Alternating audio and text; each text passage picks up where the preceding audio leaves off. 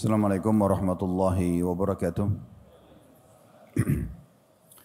Alhamdulillah, selalu saja lisan kita memuji Sang Pencipta Allah atas segala nikmat yang dilimpahkan kepada kita, terutama nikmat Islam dan iman. Karena dengan Islam dan iman kita jadi mengenal siapa Tuhan kita Allah, dan kita punya panduan hidup, tahu bagaimana kita meraih kebahagiaan di dunia ini, dan juga meyakini tentang adanya balasan yang sempurna di akhirat sana. Sehingga setiap muslim akan selalu punya panduan hidup karena mengenal Tuhannya. Dia tahu mana makanan, minuman, pakaian, pendapatan, pergaulan yang dibolehkan dan yang tidak dibolehkan. Maka ini sebuah nikmat yang sangat besar, selain tentu pelengkap-pelengkapnya dari kesehatan, kekuatan, kesempatan, makanan, minuman, dan terlalu banyak nikmat Allah yang tidak bisa kita hitung. Sebagaimana Allah sudah menyebutkan, wa in ta'uddu ni'matallahi la tuhsuha. Kalau kalian ingin menghitung-hitung nikmat Allah, maka kalian tidak akan mampu menghitungnya. Tugas kita sebagai manusia adalah menikmati dan bersyukur. Bagaimana kita mencari nafkah, kemudian kita membeli makanan dan minuman yang halal, pakaian yang halal, biologis yang halal, kemudian setelah itu kita syukuri. Tidak lebih daripada itu. Selanjutnya kita panjatkan salam hormat kita kepada utusan Allah, Nabi besar Muhammad sallallahu alaihi wa ala alihi wa sahbihi wasallam, sebagaimana Allah telah memerintahkan kita untuk mengucapkan salam hormat itu, dan tentu sebagai balas jasa kepada manusia terbaik ini yang telah menghabiskan 23 tahun dari masa hidupnya, 13 tahun fase Mekah semuanya dengan hinaan, cacian, puncaknya diusir dari kampung halamannya, dan 10 tahun tersisa di kota Madinah, semuanya penyempurnaan terhadap agama Allah subhanahu wa ta'ala. Pada kesempatan ini insyaAllah, sebagaimana judul yang diminta oleh panitia, istiqamah. Kita coba buka dulu tema kita ini dengan kembali menyadari dan merenungi kenapa kita semua ada di muka bumi ini. Sesekali coba teman-teman duduk, kemudian di waktu yang lebih lowong, di tempat yang lebih tenang dan santai, lalu coba berpikir, kira-kira kenapa saya ada di sini? Kenapa saya dilahirkan di muka bumi ini? Setiap hari, mulai dari pagi seperti ini, siang, kemudian sore, malam, rutinitas akan sama. Dan ini sampai kapan? Apakah ini ada akhirnya atau tidak? Pertanyaan ini penting sekali untuk menjadi pondasi daripada kehidupan setiap muslim. Jawabannya sudah sangat jelas, Allah sebutkan dalam surah Az-Zariyat, surah nomor 51 ayat 56. Ayat yang paling masyhur yang sering dibahas oleh para ustadz-ustadz kita, wa ma khalaqtul jinna wal insa illa liya'budun. Kata Allah, aku tidak menciptakan jin dan manusia, mereka tidak berada di muka bumi ini kecuali dengan satu tujuan, untuk menyembah, mengabdi kepadaku.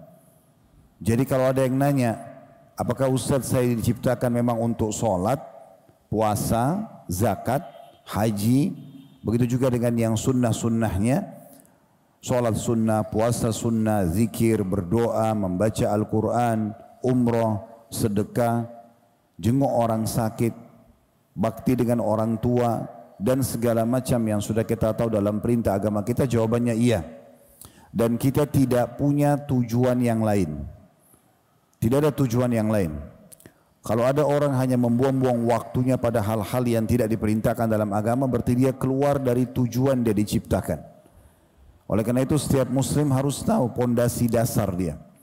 Kalau dia ada di muka bumi ini memang untuk mengabdi kepada Sang Pencipta Allah. Untuk sholat, untuk puasa, untuk zikir, semua urusan dunia akan ditinggalkan karena urusan ini.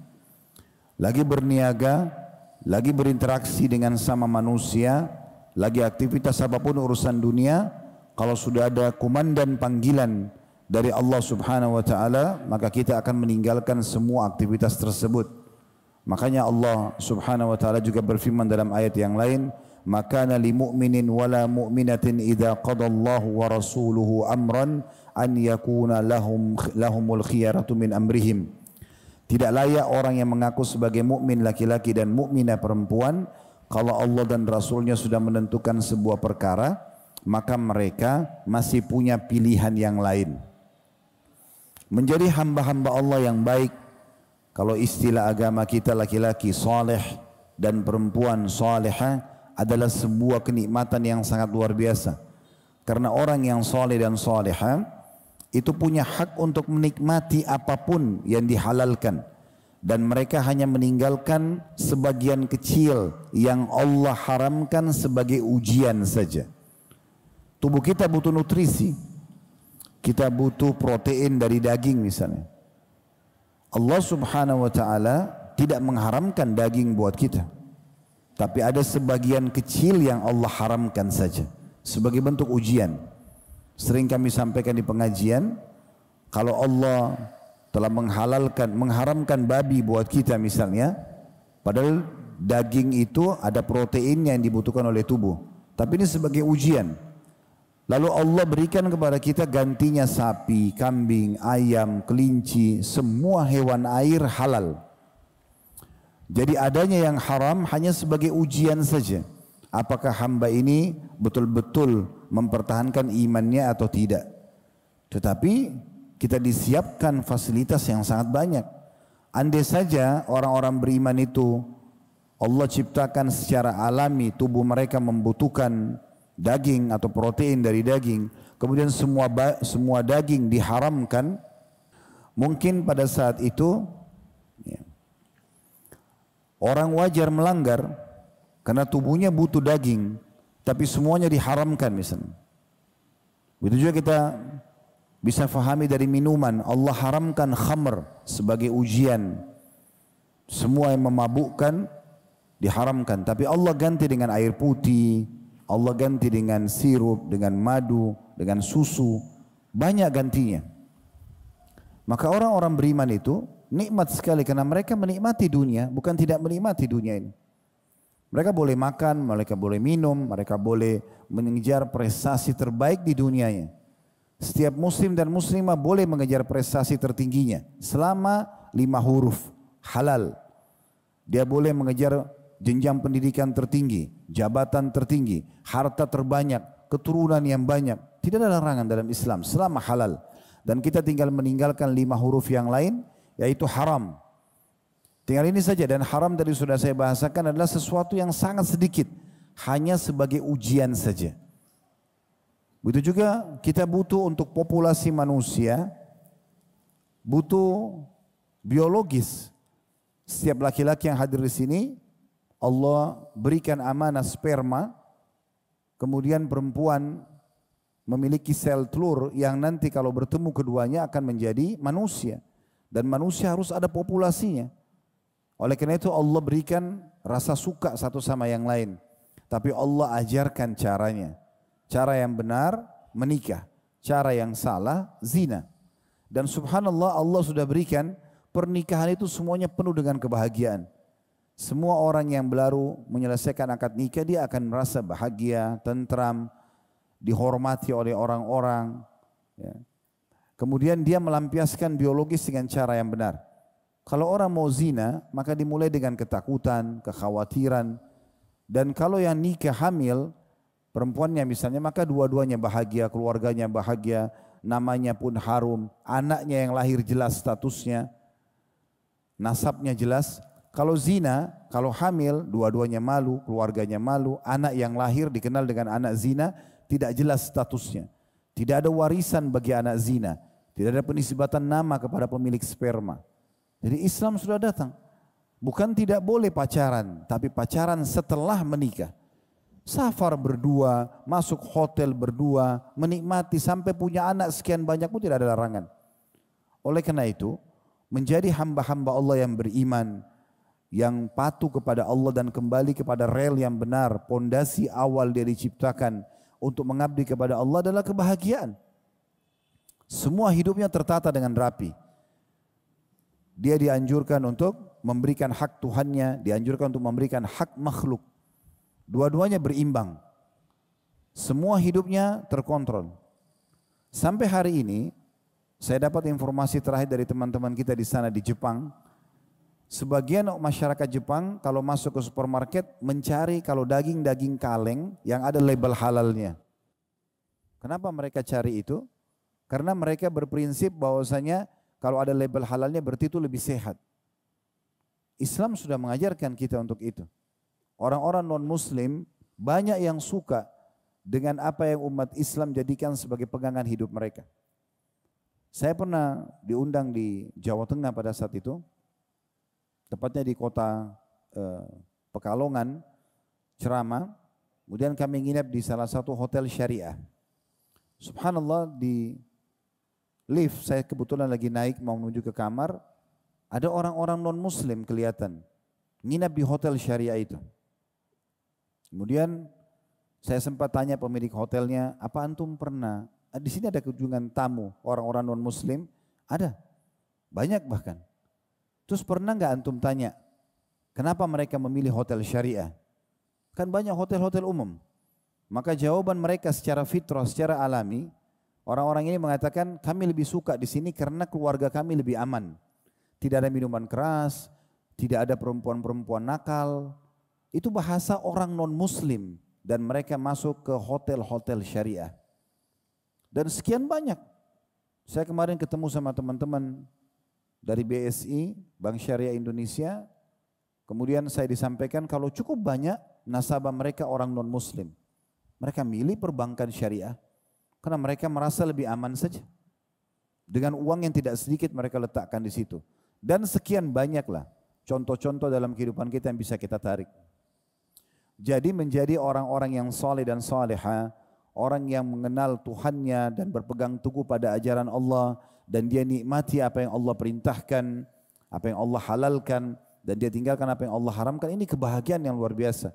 Di dunia kita bisa nikmati makanan, minuman, pakaian, pendapatan, biologis, semuanya yang halal. Di akhirat kita dapat balasan surga yang jauh lebih nikmat lagi daripada semua itu.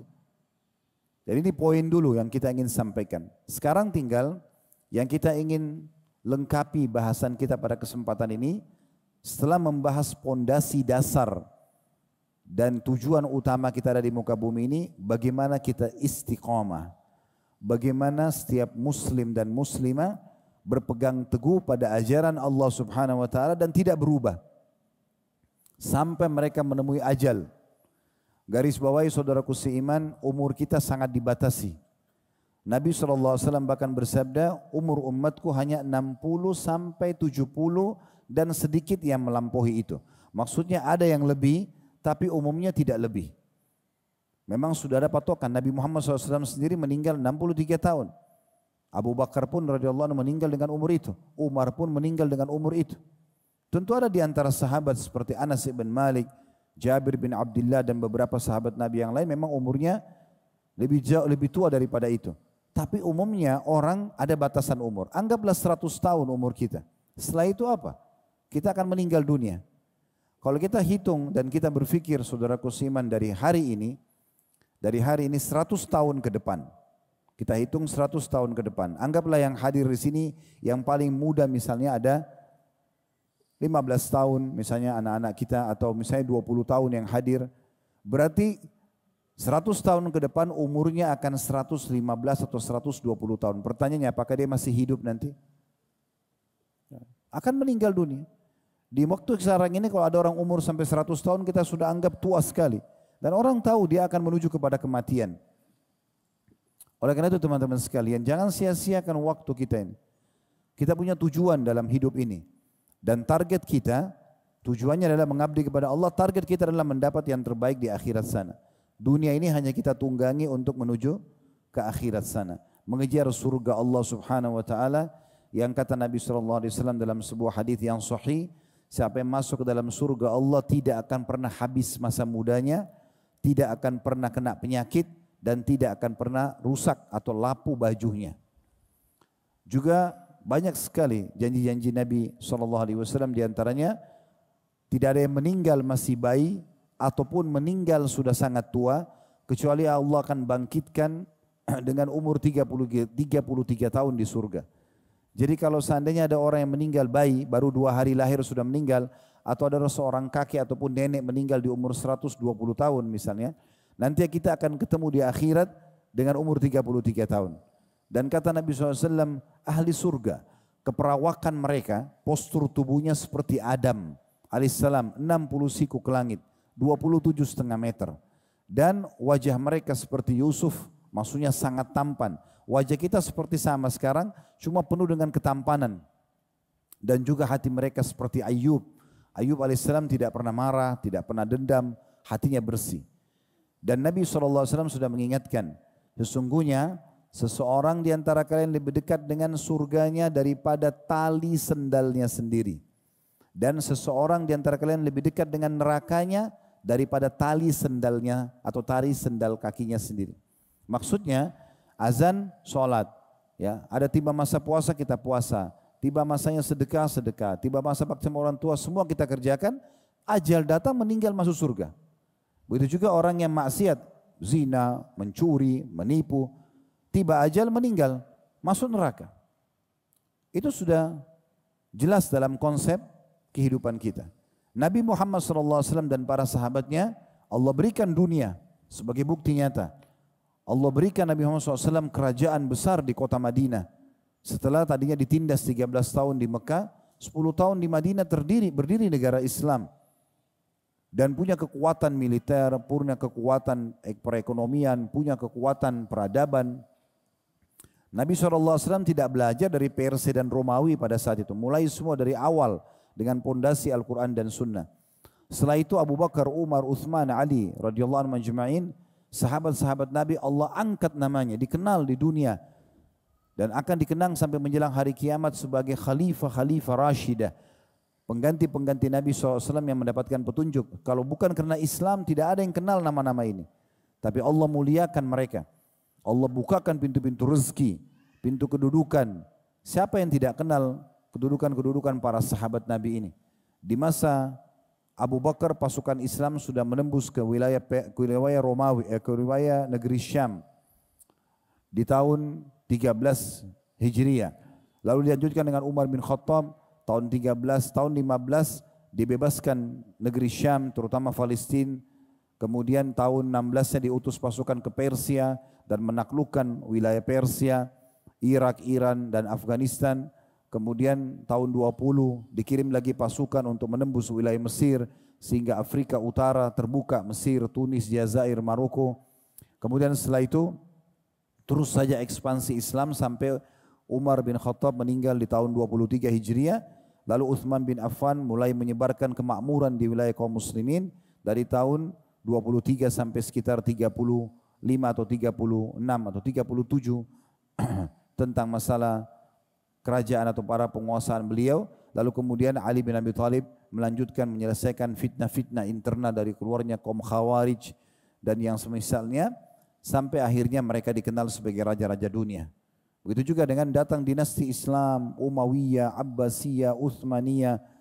Banyak sekali orang-orang yang coba menerapkan agama Islam ini, Allah berikan kebahagiaan dunia. Dan juga tentu di akhirat Allah akan kasih kebahagiaan. Sebaliknya orang yang hidup di masa Nabi Muhammad SAW seperti Abu Jahal, Abu Lahab, ya Umayyah bin Khalaf, Syaibah, Al-Walid.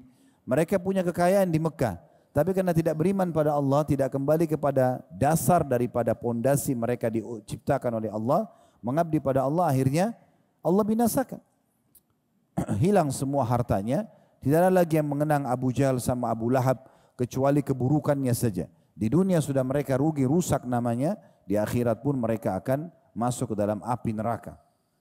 Makanya Nabi Muhammad SAW waktu memasukkan jenazah Abu Jahal dan teman-temannya ke dalam sumur di lokasi perang Badar, maka beliau mengatakan, wahai fulan bin fulan, wahai fulan bin fulan, disebutkan namanya satu persatu. Ada 70 tokoh Quraisy waktu itu. Lalu Nabi SAW mengatakan, apakah kalian sudah mendapatkan apa yang Tuhan kalian ancamkan pada kalian? Maksudnya sekarang kalian sudah mati nih, harta kalian sudah akan dibagi sebagai warisan, nggak ada lagi yang akan dikenang dari dunia. Sekarang kalian sudah meninggal, siksa sudah ada depan mata. Apa kalian sudah mendapatkan apa yang diancamkan kepada kalian? Sungguh, kata Nabi Muhammad SAW, aku sudah mendapatkan apa yang Tuhanku janjikan. Maksudnya di dunia diberikan kemenangan, kedudukan, kebahagiaan, dan juga di akhirat aku akan masuk ke dalam surga. Kata Umar radhiyallahu anhu, ya Rasulullah, mereka sudah jadi bangkai. Apa yang mereka dengar dari Anda? Kata Nabi SAW, ini sebagai mukjizat tentunya ya. Allah berikan kepada Nabi Muhammad SAW suara beliau kedengaran dan memang menjadi pelajaran bagi tokoh-tokoh Quraisy yang kufur itu. Maka kata beliau, sesungguhnya hai Umar, mereka lebih mendengar apa yang aku ucapkan daripada engkau mendengar ucapanku. Jadi kebahagiaan akan didapatkan dengan orang berpegang teguh pada agama ini. Jangan pernah berubah, nggak perlu cari tujuan lain. Nikmati semua yang halal, kerjakan apa yang diperintahkan sampai ajal datang dan tinggalkan apa yang dilarang. Selesai, kita akan merasakan kebahagiaan dan juga kita akan mendapatkan yang terbaik di akhirat. Coba renungi teman-teman sekalian, kalau antum pernah ngikutin tablik akbar kami serial sahabat yang sebulan sekali di Blok M setiap Sabtu kedua lepas sholat duhur, kurang lebih seperti ini waktunya sampai menjelang asar. Itu kita selalu jelaskan tentang kisah-kisah para sahabat. Ada di antara mereka yang punya harta pada saat meninggal, Abu Bakar, Abdurrahman bin Auf, Talha bin Ubaidillah, ya, Sa'ad bin Ubadah dan beberapa sahabat-sahabat ridwanullah alaihim yang mereka pada saat meninggal, harta mereka itu memenuhi gudang-gudang mereka. Pertanyaan sederhana, apakah harta itu hasil tabungan mereka semasa hidupnya? Dari awal mereka tabung kayak sekarang banyak umat Islam berpegang seperti prinsip kapitalis. Mereka nabung aja terus setiap hari, sedekah enggak pernah, ya, melakukan amal-amal soleh dengan hartanya enggak pernah, karena dia berpikir untuk menabung. Bukan menabung untuk akhirat, tapi menabung seperti orang-orang non-muslim untuk urusan dunianya. Maka jawabannya tidak.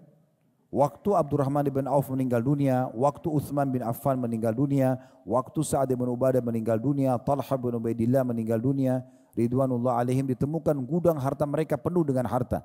Itu bukan dari hasil tabungan semasa hidup mereka, tapi harta-harta melimpah itu datang beberapa hari sebelum mereka meninggal karena rutinnya mereka bersedekah.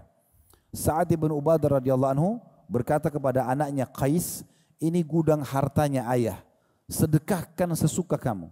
Maka setiap hari si ayah dan anak ini cuma bersedekah saja, memanggil dari atas rumah mereka, wahai muslimin, siapa yang butuh bantuan silahkan. Hari ini mereka berbagi keju, besok mereka berbagi gandum, besok mereka berbagi madu, besok mereka berbagi uang, bagi semuanya. Subhanallah, gudang itu habis hari itu dengan penuh keyakinan Allah akan ganti, besok penuh lagi gudang itu. Begitu terus.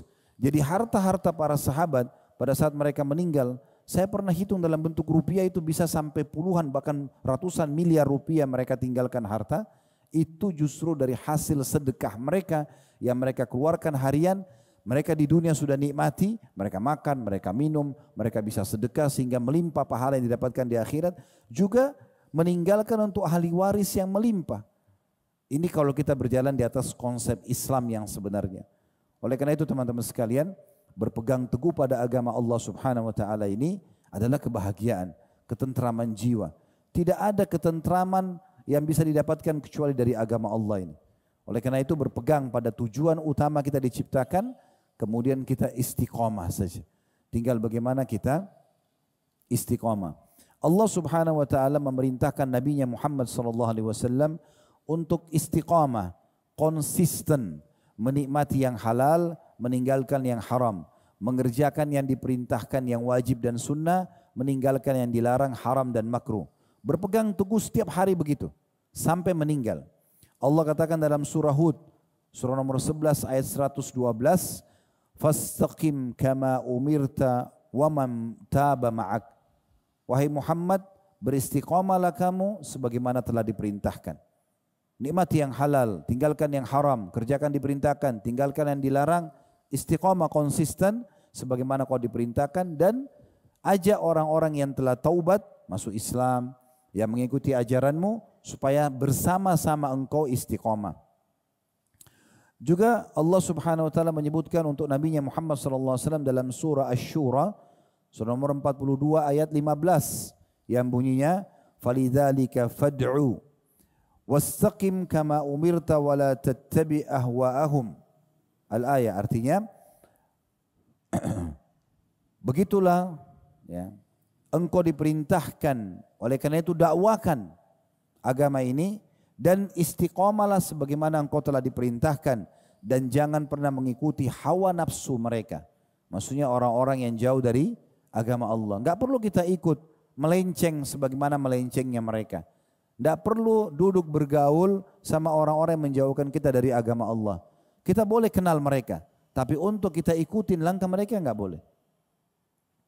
Kemudian dalam surah Fussilat, surah nomor 41 juga ayat 6, Allah Subhanahu wa taala berfirman, "Fastaqimu ilaihi wastaghfiru."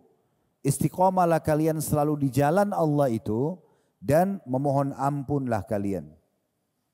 Allah juga menyebutkan tentang Nabi Musa dan Nabi Harun alaihi wassalatu wassalam dalam surah Yunus surah nomor 10 ayat 89 yang bunyinya qala qad ujibat da'watukuma fastaqima wa la tattabi'anni sabilal ladzina la ya'lamun. Sungguh telah diterima permintaan kalian berdua, maka istiqamalah.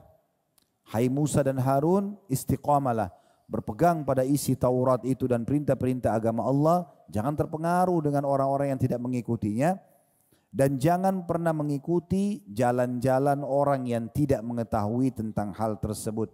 Dalam surah Fussilat juga, surah nomor 41 tadi ayat 30, ayat yang lain ya.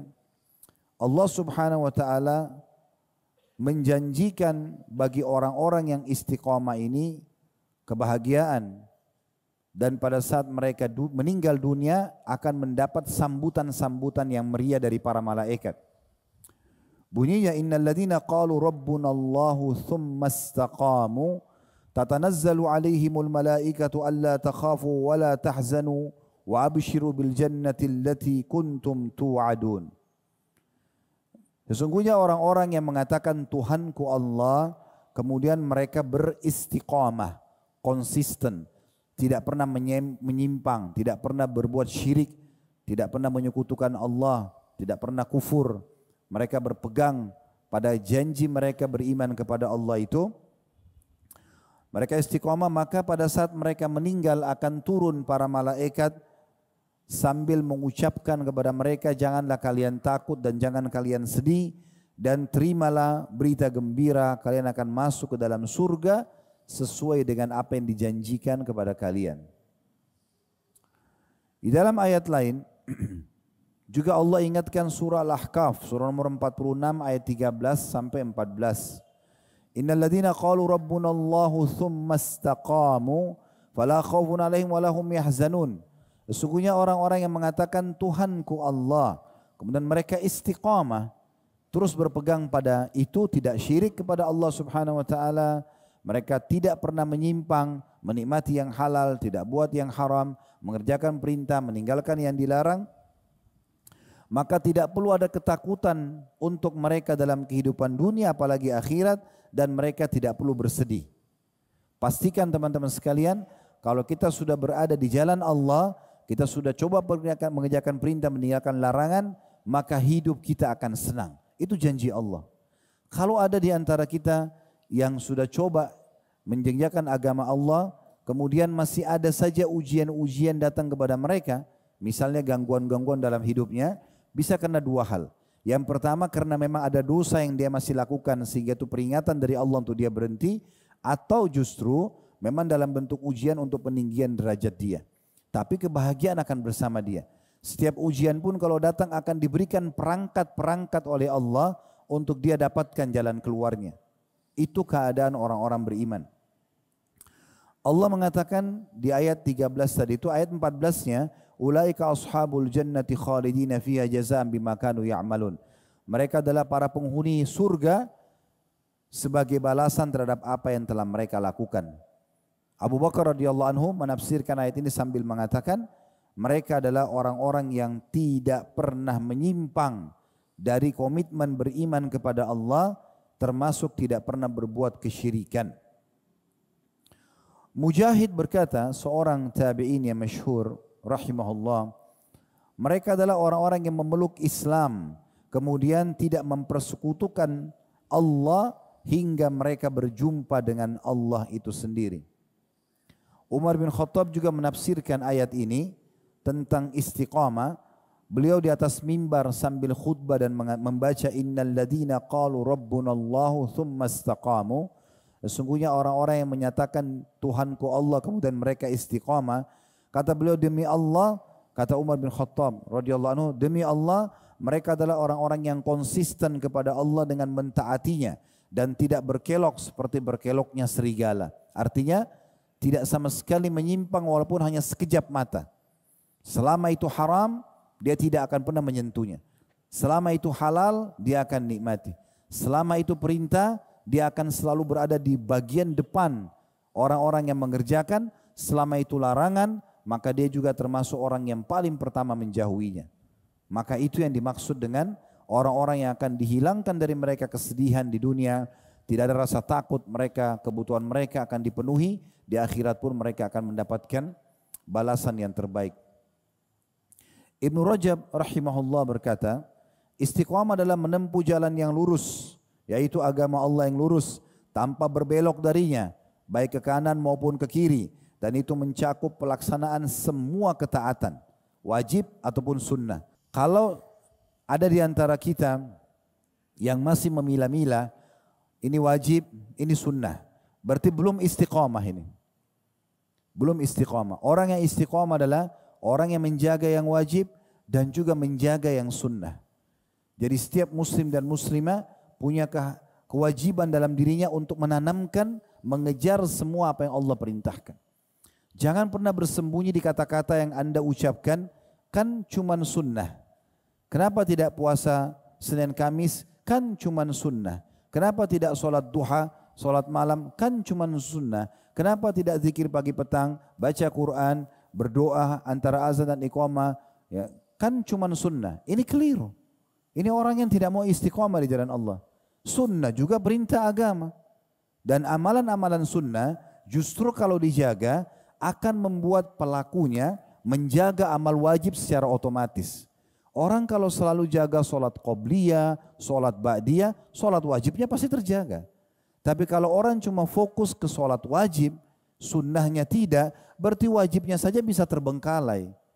Oleh karena itu yang menjaga amal-amal sunnah adalah orang-orang yang betul-betul istiqamah. Dan amal sunnah ini sudah kita tahu banyak hadis menyebutkan, di antara faedahnya adalah dalam hadis yang sahih riwayat Bukhari, dia akan mendatangkan cinta Allah subhanahu wa ta'ala dan dengan itu Allah akan menjaga hamba tersebut dari segala macam mara bahaya dan memenuhi kebutuhannya. Kata Nabi SAW dalam hadis, Allah subhanahu wa ta'ala berfirman, la yazalu abdun yataqarrabu ilayya bin nawafil hatta uhibbu. Seorang hamba terus mendekatkan diri kepadaku dengan amal-amalan sunnah sampai aku mencintainya, kata Allah. Fa idza ahbabtuhu, kalau aku sudah mencintainya, kuntu lahu sam'u alladhi yasma'u bihi. Aku akan menjaga pendengarannya yang dia gunakan untuk mendengar. Wa basaru alladhi yabsuru bihi, dan penglihatan dia gunakan untuk melihat. Wa yaduhu alladhi yabtishu bihi, dan tangan yang dia gunakan untuk menjamah. Wa rijul alladhi yamshi alaih, dan kakinya yang dia gunakan untuk melangkah. Dan dalam riwayat lain dikatakan, kalau dia berdoa maka aku akan terima. Kalau dia minta tolong, aku akan tolong. Itu fungsinya besar sekali. Jadi dia akan mendatangkan cinta Allah subhanahu wa ta'ala. Oleh karena itu jangan dianggap remeh. Kerjakan ya amalan-amalan ini. Lalu bagaimana Ustaz caranya kita agar termotivasi selalu ingin mau menjaga amalan-amalan ini? Allah sudah memberikan kita perangkatnya, yaitu janji yang akan kita dapatkan di setiap amal itu. Kalau bahasa ceramahnya fadilah. Jadi kalau teman-teman mau rajin sholat tahajud misalnya, sebelum sholat tahajud baca saja. Ketik di Google tentang keutamaan sholat tahajud. Ketik di YouTube tentang keutamaan sholat tahajud. Akan banyak artikel, akan banyak potongan-potongan ceramah yang memotivasi kita ya untuk menjaga sholat tahajud tersebut. Oh ternyata sholat tahajud itu saya akan diterima doanya. Oh ternyata dosa saya akan diampuni. Oh ternyata dia termasuk amalan sunnah yang paling afdal setelah sholat wajib. Itu sholat tahajud misalnya. Dan di Ramadan kita sudah dilatih terbiasa sholat tarawih misalnya. Begitu juga ingin rajin sedekah, ingin rajin apa saja ibadah yang kita kerjakan, maka cari tahu bagaimana Allah menjanjikan atau apa yang akan kita dapatkan di situ. Dan Allah telah berfirman, innallaha la yukhliful mi'ad. Allah tidak akan pernah pungkiri janjinya. Gak akan mungkin Allah pungkiri janjinya. Kenapa ada sebagian orang di antara kita teman-teman sekalian, pada saat dia bekerja di satu perusahaan, dia sangat yakin akan terima gaji di akhir bulan. Hanya karena pimpinannya orang yang jujur atau pemilik perusahaan orang yang jujur. Kalau itu Anda berpegang, kenapa Anda tidak yakin dengan Tuhan dan Raja, pemilik alam semesta ini, yang mengatur siang dan malam, menciptakan seluruh makhluk yang kita nampak atau tidak nampak ini, yang telah mengatakan Allah tidak akan pungkiri janjinya. Semua akan benar. Abu Bakar radhiyallahu anhu punya satu keutamaan yang luar biasa, karena semua yang Allah dan Rasulnya katakan benar, benar di mata dia. Semua yang dikatakan salah, salah di mata dia. Walaupun seluruh dunia bertolak belakang dengan keyakinan itu. Maka begitu sikap orang muslim atau orang mukmin terhadap agama Allah subhanahu wa ta'ala. Jadi sekali lagi kalau mau rajin berbuat satu jenis ibadah, baca janji Allah di ibadah tersebut sehingga Anda tahu Anda akan dapat apa. Begitu juga kalau kita terbiasa dengan satu perbuatan dosa, baca ancaman Allah di dosa itu. Ada orang misalnya masih suka gosipin orang, ghibah. Ada orang fitnah, ada orang suka berbohong, ada yang berzina, ada yang masih mabuk-mabukan. Bagaimana caranya meninggalkan? Cara sederhana, baca ancaman Allah itu. Karena wahyu itu, Al-Quran dan Sunnah akan berbicara dengan hati manusia. Oh ternyata saya kalau berzina kena ini. Oh kalau saya mabuk jadi hukum seperti ini misalnya. Itu kan berat sekali. Orang kalau berzina sementara dia masih bujang atau gadis, maka hukumannya berarti dia siap untuk dicambuk 100 kali cambukan dan juga diasingkan setahun. Kalau dia sudah menikah, maka dia siap untuk melayangkan nyawanya karena hukum Allah Subhanahu wa taala dirajam, gitu kan? Artinya dihukum mati. Kalau kita tahu oh ternyata ada hukuman ini ya, kita jadi takut. Kita tidak mau mengulanginya. Oh ternyata orang kalau mencuri walaupun itu hanya ukuran 3 dirham kecil sekali gitu ya. Kemudian dipotong tangannya dalam hukum Islam, berarti berat sekali. Hilang tangan gitu. Maka orang tahu ada ancamannya. Oleh karena itu kita jadi tinggalkan dan seterusnya.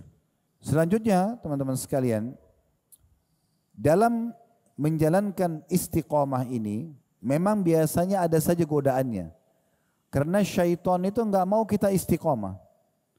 Syaitan enggak mau teman-teman duduk seperti ini di majelis ilmu, dia enggak mau. Dia enggak mau tadi azan kita sholat di awal waktu, dia enggak mau. Dia enggak mau pada saat hari Senin Kamis ada kita lagi puasa, menahan dahaga dan menikmati ibadah itu, dia tidak mau. Jadi setiap ibadah itu pasti dia akan berusaha goda untuk supaya turun semangatnya, minimal. Ya. Jadi caranya jangan negosiasi sama syaitan. Setiap ada bisikan untuk meninggalkan satu jenis ibadah atau menundanya, lawan. Baca a'udzubillahi minasyaitonirrajim. Contoh sederhana, Anda dengarkan tadi azan, hayya 'alas shalah, ayo salat, hayya 'alal falah, ayo menuju kepada kemenangan. Ini sebenarnya muazzin hanya perantara. Dia hanya menyampaikan apa yang Tuhan kita Allah sedang serukan kepada kita. Karena mau orang Melayu, mau orang Arab, mau orang bule, mau orang hitam dari Afrika, ucapan azannya sama. Allah yang panggil kita. Syaitan akan bisikan supaya kita, oh sebentar aja, nanti aja misalnya. Coba lawan, kita pergi ke masjid sholat. Syaitan tidak punya kekuatan teman-teman sekalian. Allah subhanahu wa ta'ala mengatakan inna kaida syaitani kana dha'ifa. Syaitan itu lemah sekali. Kalau syaitan kuat, kira-kira teman-teman masih bisa duduk di majelis ilmu seperti ini? Masih bisa kita kerjakan sholat tadi? Bisa kita mencari rezeki halal? Bisa kita tutup aurat? Enggak mungkin. Pasti kita semua dibelenggu lahirnya oleh syaitan. Tapi saking lemahnya syaitan, dia hanya membisikkan. Kenapa kita ikutin bisikan tersebut? Makanya iblis pun Allah ceritakan dalam surah Ibrahim, bagaimana nanti hari kiamat dia akan berbicara kepada ahli neraka. Innallaha wa'adakum wa'adal haq wa wa'adtukum fa akhlaftukum. Sesungguhnya Tuhan kalian Allah telah menjanjikan kalian dengan janji-janji yang benar. Dan aku juga janjikan kalian tapi aku dustai kalian. Ya. Dan di situ juga Allah sampaikan, da'autukum fastajabtum li. Saya cuma panggil kalian, bisikin aja, kalian ikutin saya. Fala talumuni walumu anfusakum. Jangan salahin saya, salahin diri kalian sendiri. Ma ana bimusrikhikum wa ma antum bimusrikhi. Saya tidak bisa tolong kalian, kalian juga tidak bisa tolong saya. Allah sudah buat bocorannya, iblis akan berbicara ini nanti di neraka. Kenapa kita tunggu itu terjadi?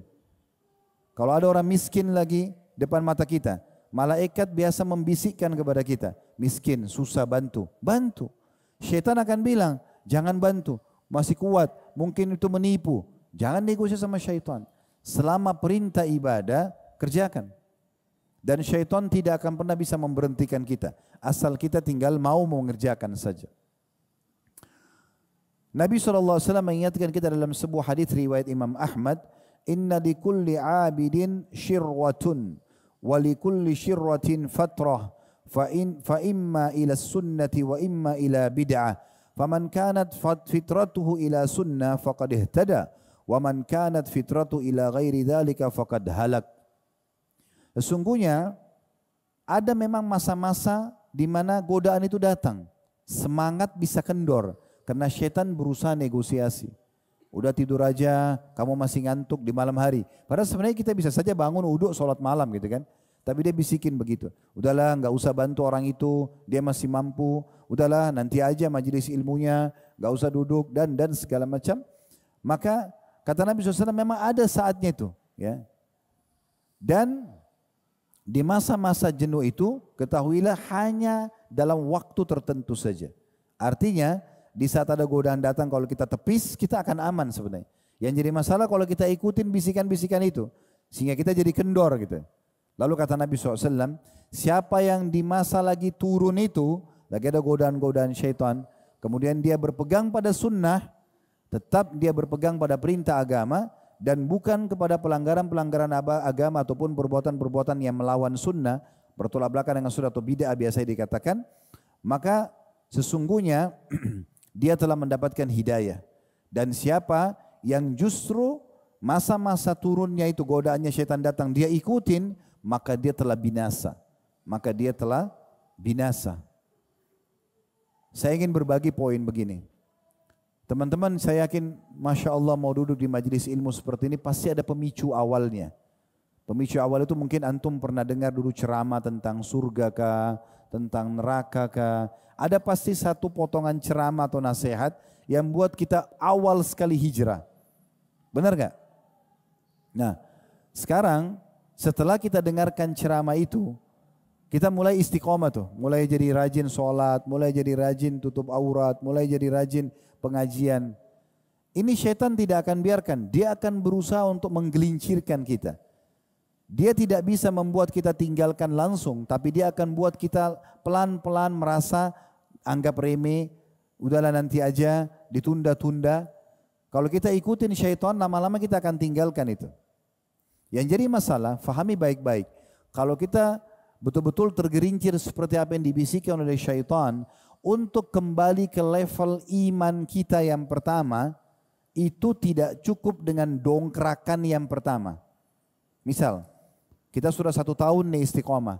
Tahun lalu kita kebetulan dengar ceramah seorang ustadz kita tentang masalah surga dan neraka. Mulailah kita taubat, mulailah kita istiqomah, hijrah 1 tahun. Dalam 1 tahun ini ternyata di bulan ke-12 ada bisikan-bisikan syaitan kepada kita. Bertemu dengan teman-teman masa lalu, ngobrol-ngobrol, akhirnya mulailah kendor, mulailah toleransi, mulailah turun imannya. Pada saat itu, untuk kembali, kalau kita ingin kembali ke istiqomah kita yang awal, pada saat sudah mulai kendor dan kita ikuti bisikan syaitan, itu tidak cukup dengan kembali mendengarkan ceramah yang awal. Butuh pendongkrak yang lebih kuat.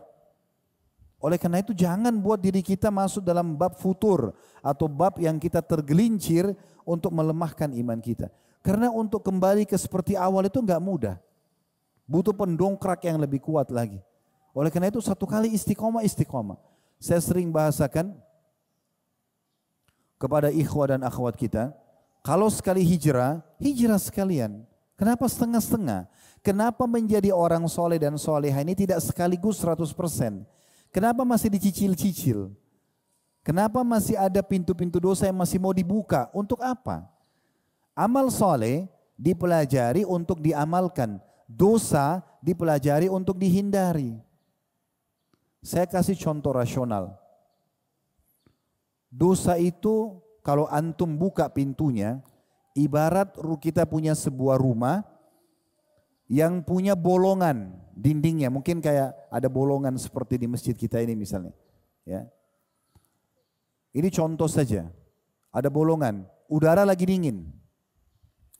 Ada dua cara untuk supaya kita selamat dari udara dingin dan serangga-serangga. Cara yang pertama kurang efektif, cara kedua sangat efektif. Yang kurang efektif, antum cuma pakai selimut saja. Ambil selimut pakai. Udara dingin berkurang ya. Mungkin sebagian serangga nggak bisa gigit antum. Tetapi masih bisa kena udara dingin, masih bisa diserang serangga. Kapan kita tidur tidak sadar selimutnya terbuka, selesai. Ini kurang efektif. Bagaimana cara efektifnya? Tutup tembok itu. Tutup 100%. Tutup semua dengan batu bata, maka biar kita tidur nggak pakai selimut aman. Maksudnya apa?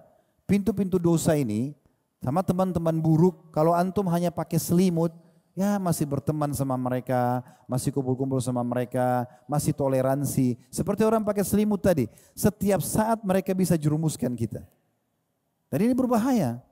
Saya tahu beberapa ikhwah kita hadir di pengajian, sangat antusias awalnya, tapi karena dia buka pintu tergelincir ini, dia nggak istiqomah, untuk kembali sekarang susah banget. Kita nasihatin pun tidak semudah awal dia kena gitu. Saya tadi bilang butuh pendongkrak yang lebih besar. Tapi kalau kita tutup, selesai, nggak ada lagi dosa. Udah kita musuhan sama dosa, pelanggaran agama sudah tidak ada. Istiqomah sekalian, ajal akan datang. Dan kita perlu ya menetapkan itu dalam diri kita. Bahkan kalau perlu, kalau kita butuh pemicu-pemicu yang lebih kuat, lakukan. Seperti misalnya Rabi' ibn Hutsaim rahimahullah, seorang ulama tabi'in yang sangat masyhur dengan keimanannya. Di masa beliau, di masa kehidupan beliau, di masa tabi'in, beliau adalah murid utamanya Abdullah bin Umar, Abdullah bin Abbas, orang yang sangat soleh. Setiap kali orang merasa imannya lemah datang kepada Rabi' ibn Hutsaim. Beliau ini selalu kalau bicara surga, neraka, akhirat, dosa, tentang amal soleh, itu aja. Setiap hari beliau menggali sebuah liang lahat di belakang rumahnya. Setiap hari beliau masuk ke liang lahat itu. Setiap hari. Sebagai bentuk introspeksi diri. Dia masuk, kemudian dia tunggu sejenak. Tidak ada keluarganya yang tahu. Dia masuk sendiri aja. Di belakang rumahnya dia buat liang lahat, malam hari baru dia masuk. Kemudian dia sambil mengatakan, wahai Robi, bagaimana kau nanti kalau seandainya ya, engkau bertemu dengan firman Allah Subhanahu wa taala, qala rabbirji'un, dalam surah Al-Mu'minun surah nomor 23 ayat 99, potongan akhir ayat 99-nya. Nanti orang-orang pada saat meninggal, orang kafir, orang yang banyak dosanya tidak taubat, mereka mengatakan qala rabbirji'un, wahai Tuhanku, kembalikan aku ke dunia. Untuk apa? Untuk makan lagi makanan favoritnya, untuk kumpul sama teman-temannya, untuk kejar prestasi dunia, tidak lagi. Ayat 100-nya Allah mengatakan, la'alli amalu salihan fima tarakt. Semoga saja aku bisa mengerjakan amal soleh yang dulu pernah aku tinggalkan. Sambil dia mengatakan, wahai Rabi, beramallah sebelum datang masa penyesalan itu. Gara-gara itu beliau tidak pernah tinggalkan hal-hal yang buruk. Nanti akan kita sebutkan kiat-kiat untuk istiqamah ya. Tapi ini gambaran umumnya dulu. Ada seorang sahabat Nabi dalam hadis riwayat Muslim berkata kepada Nabi Muhammad SAW, "Qul li fil Islami qawlan la as'alu anhu ahadan ghairak." Wahai Rasulullah, sampaikan kepadaku tentang satu nasihat dalam agama Islam yang aku tidak perlu lagi tanyakan kepada selain Anda. Maksudnya sebuah pernyataan, sebuah perkataan, sebuah nasihat, sebuah wasiat yang kalau Anda ucapkan membuat saya bisa istiqomah dalam agama ini. Maksudnya saya bisa fahami agama ini dan saya bisa berpegang. Kata Nabi SAW, Qul amantu billah thumma istaqim. Ikrarkan dengan lisanmu, renungi dengan fikiranmu dan yakini dengan hatimu, Tuhanku Allah, tidak ada yang menciptakan langit dan bumi ini, tidak ada pemiliknya, tidak ada penguasanya, tidak ada yang mengatur semua populasi manusia, hewan-hewan, tumbuh-tumbuhan, pergantian musim dan segala macam hal ini kecuali Allah, lalu istiqamalah. Apa yang Dia perintahkan kerjakan, apa yang dia halalkan nikmati, apa yang dia larang jauhi. Itu kata kuncinya. Setelah itu baru kemudian kita akan bisa dengan mudah menerima dan menolak, menerima ya perintah dan juga menolak untuk mengerjakan, maksudnya menolak larangan untuk mengerjakan larangan tentunya. Kemudian juga dalam hadis riwayat Ahmad, kata Nabi SAW, "Idza kanazan nasu dzahab wal fiddah." Kalau kalian melihat manusia sudah sibuk mengumpulkan emas dan perak, faknizu haulail kalimat, maka kalian seharusnya menabung dan mengumpulkan kalimat-kalimat ini. Orang lagi sibuk kumpulin harta dunia, kalian justru kumpulkan kalimat-kalimat ini, yaitu Allahumma inni as'aluka tsabata fil amr. Ya Allah, aku minta agar aku selalu berpegang teguh, istiqamah dalam perkara keimanan ini. Kemudian juga di dalam riwayat Imam Muslim disebutkan tentang bahayanya orang kalau berubah. Ya. Karena kalau orang berubah ini teman-teman sekalian dan terjerumus, satu kali terjerumus, ini bisa saja dia dikuasai oleh syaitan dan bahaya sekali. Bahkan bisa murtad dari agama Islam, bisa jauh dari agama Islam. Bisa bahkan hilang dunianya dan hilang akhiratnya.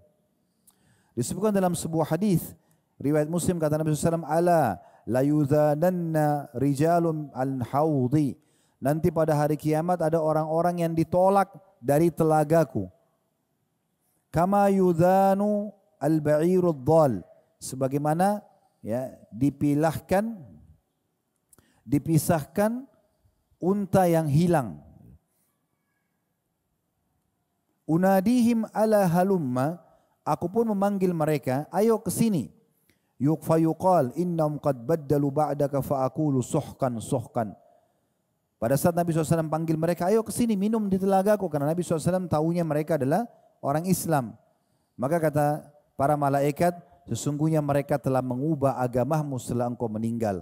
Kata Nabi SAW, sungguh jauh, pergilah kalau gitu.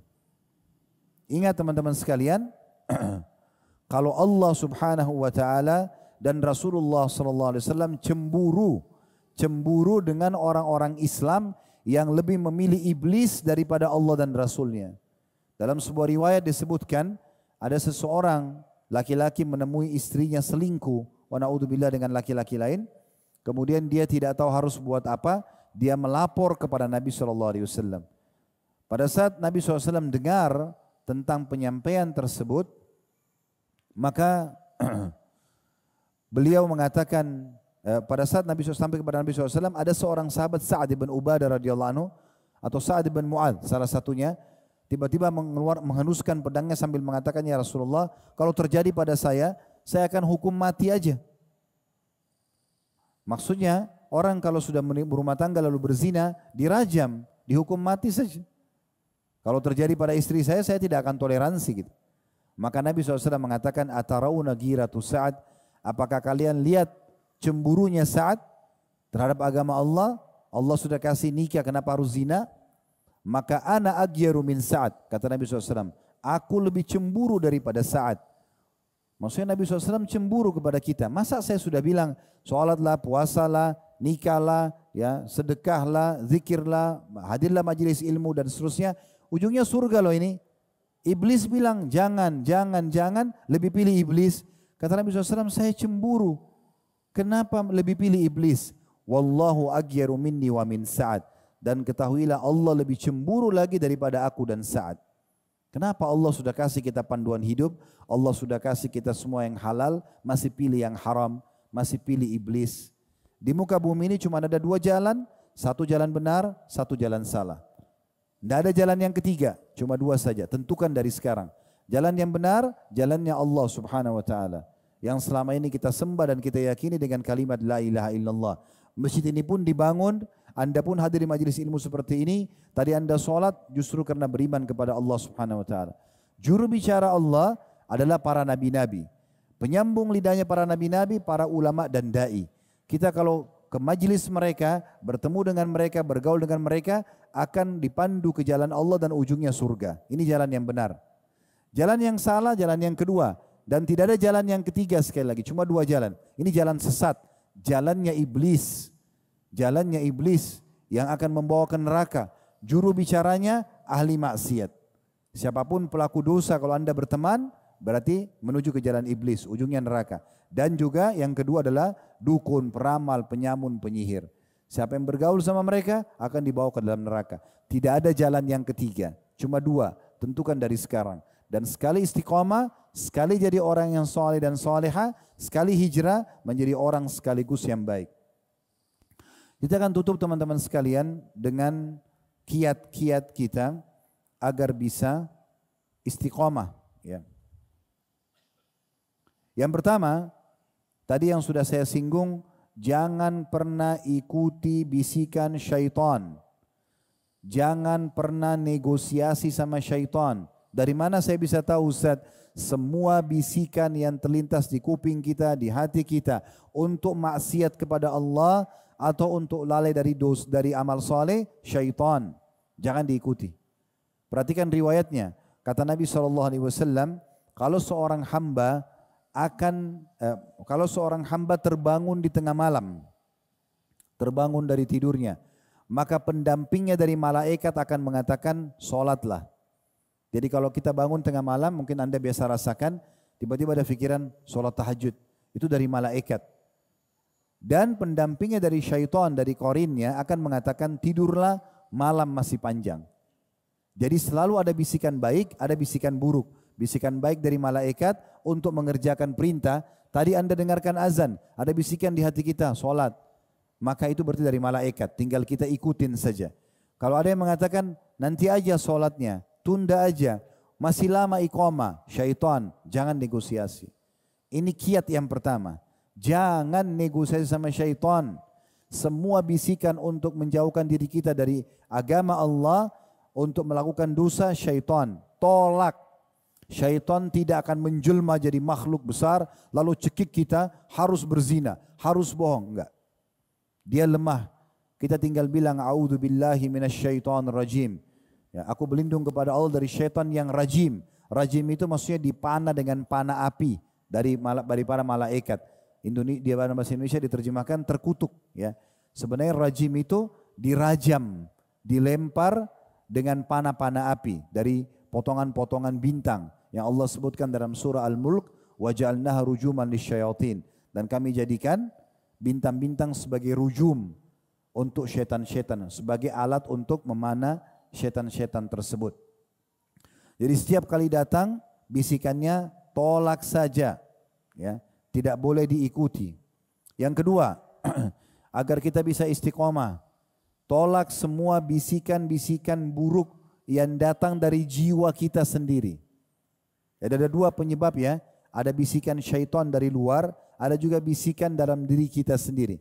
Karena Allah memberikan potensi dalam diri kita, itu ada potensi untuk melakukan kebaikan, potensi untuk melakukan keburukan. Makanya ada manusia terjerumus dalam kesalahan. Ya. Allah berfirman dalam surah Yusuf surah nomor 12 ayat 53, innan nafsa la'ammaratun bisu. Sesungguhnya dalam jiwa itu ada bisikan-bisikan buruk. Ya. Saya kasih contoh supaya lebih jelas.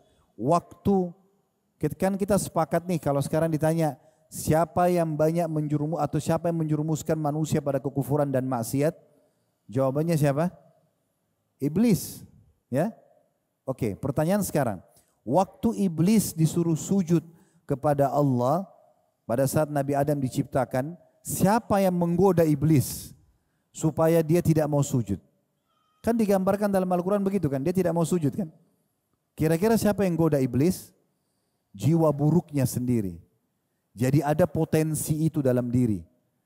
Nah biasanya bisikan buruk dalam jiwa atau potensi ini itu ditunggangi oleh syaitan agar kita melakukan dosa.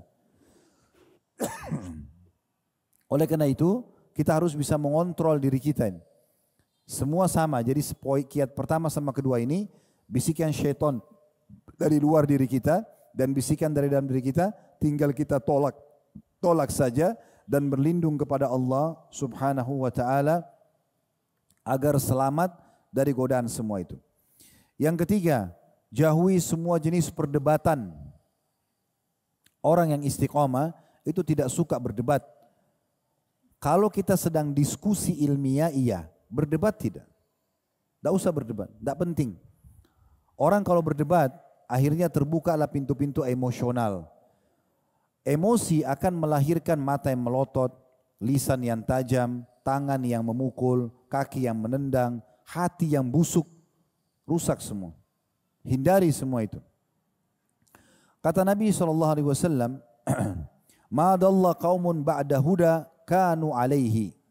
Tidak ada satu kaum yang sesat setelah mereka dapat petunjuk, illa utul jadal, kecuali disebabkan karena perdebatan. Suka sekali berdebat. Yang cuma tahu bagaimana mengalahkan fulan, bagaimana menyalahkan fulan. Itu aja. Kalau ini ada, maka ini adalah penyebab, salah satu penyebab hilangnya istiqomah itu. Tidak usah berdebat. Tidak usah bertengkar. Siapa yang ajak kita ribut, jangan dilayani. Biarkan dia ribut dengan pohon, dengan tembok, tinggalkan saja. Oh, kau pengecut, kau penakut. Tidak apa-apa. Tidak usah ikut-ikutan. Kita dilarang untuk itu. Sudah tahu tentang Ramadan kan? Salah satu poin utama dan target utama Ramadan melatih agar setiap muslim tidak bertengkar. Kata Nabi SAW, فَإِذَا كَانَ يَوْمِ صَوْمِ أَحَدُكُمْ فَلَا يَرْفُثْ وَلَا يَصْخَبْ. Kalau seseorang kalian sedang puasa, maka jangan dia berkata-kata syahwat yang bukan pada tempatnya, bukan pada istri atau suaminya, dan jangan juga bertengkar, jangan teriak-teriak, jangan ribut, ya. Fa in sabbau ahadun aw qatala falyakul inni shaim. Kalau ada yang ajak dia bertengkar, ajak dia ribut, ajak dia berdebat, maka katakan saya sedang puasa. 1 bulan penuh Ramadan dilatih untuk itu. Puasa, enggak boleh ribut, enggak boleh bertengkar, supaya diterapkan setelah itu. Beda diskusi. Ada orang tanya, ini hukumnya gimana? Kita lagi diskusi, lagi cari solusinya dengan adab dan tata krama, oke. Tapi kalau berdebat, teriak-teriak, habisin waktu, enggak ada gunanya. Ini poin termasuk yang menyebabkan kita bisa istiqamah kalau kita jauhi. Thumma tala Rasulullah SAW hadhil ayah. Kemudian Nabi SAW membaca ayat ini setelah mengatakan debat adalah penyebab orang sesat setelah dapat hidayah. Wa qalu alihatuna khairun amhu bal ma darabuhu laka illa jadala. Saya ulangi, wa qalu alihatuna khairun amhu ma darabuhu laka illa jadala bal hum qaumun khasimun. Ini tentang orang-orang Quraisy ya. Kata Nabi, kata Allah Subhanahu wa taala, dan mereka mengatakan apakah Tuhan kami lebih baik daripada dia, maksudnya Nabi Isa alaihissalam. Jadi orang-orang Quraisy sengaja ingin mengajak Nabi SAW berdebat, tapi perdebatannya ini hanya omong kosong aja, bukan diskusi ilmiah, bukan karena mau tanya mukjizat supaya mereka yakin, bukan. Untuk debat saja. Mereka mengatakan apakah Tuhan kami atau itu Nabi atau Isa itu lebih baik? Kata Allah, mereka hanya memberikan perumpamaan itu untuk mendebati hai Muhammad. Sesungguhnya mereka adalah kaum yang suka berdebat. Nabi SAW mengatakan dalam hadis riwayat riwayat Bukhari, Inna abghadar rijali ilallahi ta'ala al-aladdul khasim.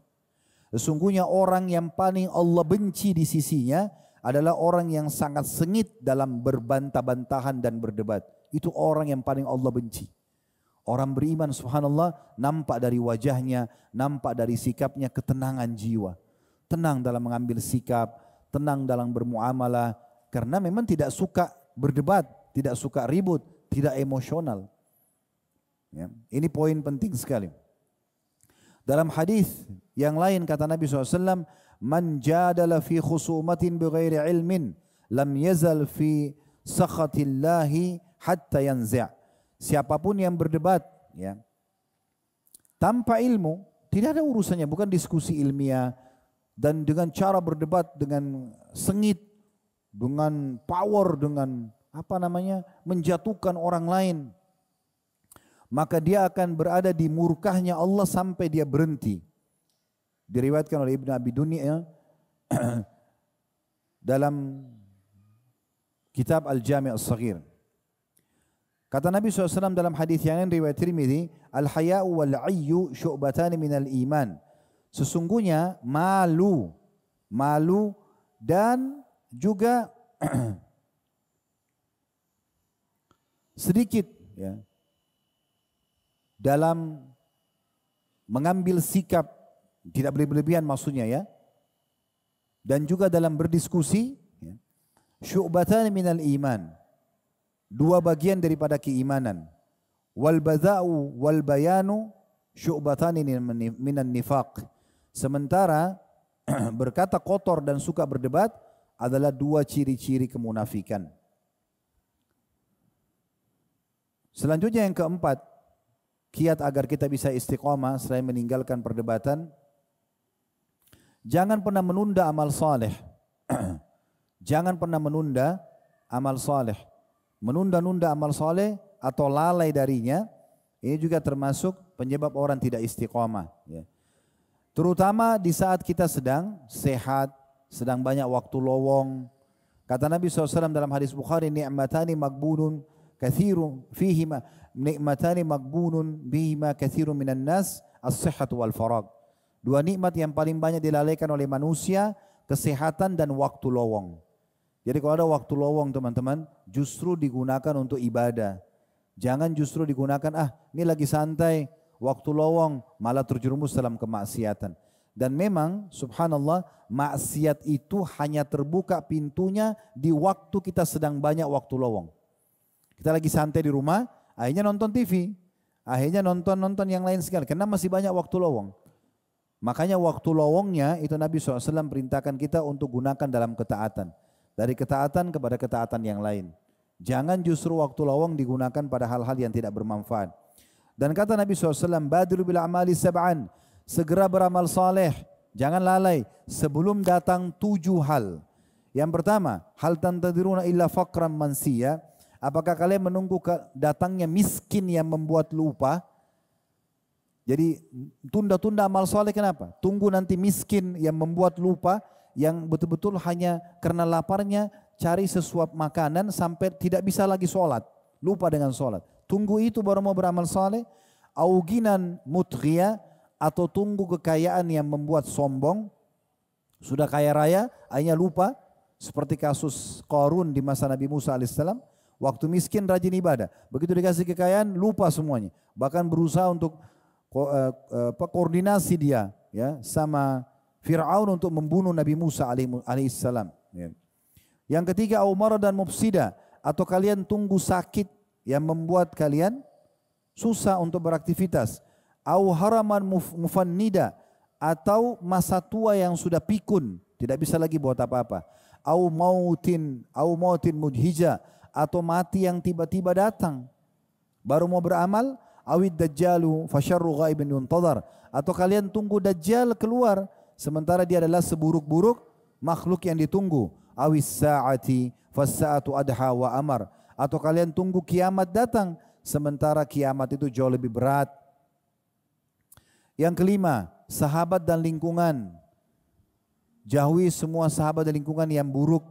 Ingat sabda Nabi SAW dalam sebuah hadis yang hasan riwayatkan Tirmidzi, Abu Daud, Imam Ahmad, al-maru ala dini khalili, seseorang sesuai dengan agama sahabatnya. Falyanzur ahadukum ila man yukhalil, maka kalian harus betul-betul mencari siapa orang-orang yang kalian jadikan sebagai teman.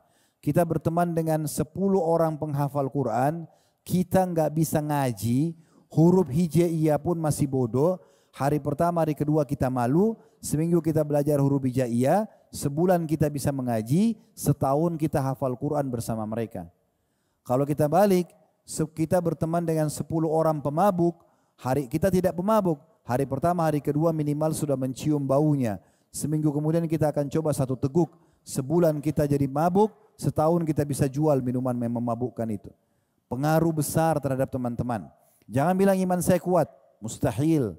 Kita ini lemah teman-teman sekalian. Kita lemah. Dan pengaruhnya sangat luar biasa.